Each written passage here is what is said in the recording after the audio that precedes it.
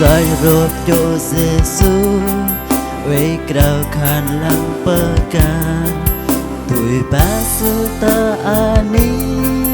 mơ lâu Cờ gió cờ krá giang đắc hai Krá giang cờ đê giọt Lù sư ôn phân sư ta lòng bờ làng Sư cờ krao chi Ra bao linh trang lần Padam lu cơ nê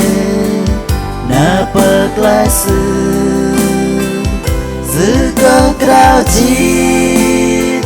Ra bao linh trang lần Mà lê sư chú lốt Doa cơ soi bần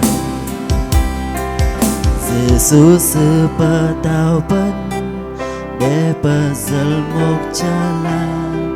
Linh bờ chăm lăng bờ tao Yếm bệ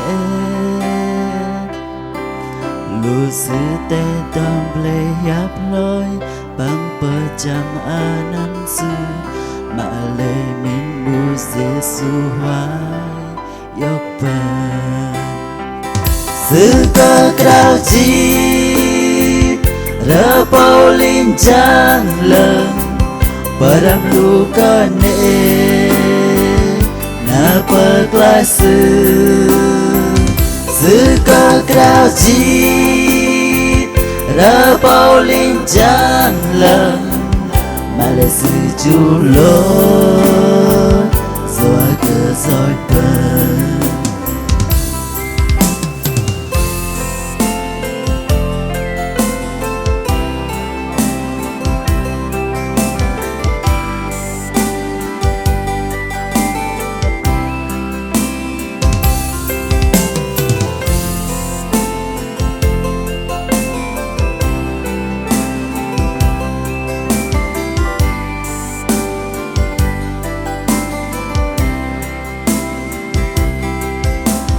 Bần ta lòng bậc lăng Mẹ sư về tân bất đề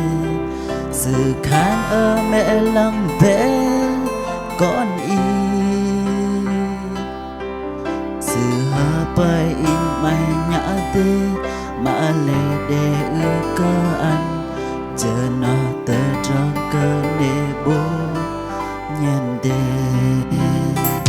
Sư cơ krao chi Ra bao linh trang lần Padam lu cơ nê Na bờ lai sư Sư cơ krao chi Ra bao linh trang lần Mà lê sư chú lốt Doa cơ soi bần Sư cơ krao chi Ra bao linh trang lần Padam lu cơ nê Na bờ lai sư Sư cơ krao chi Ra bao linh trang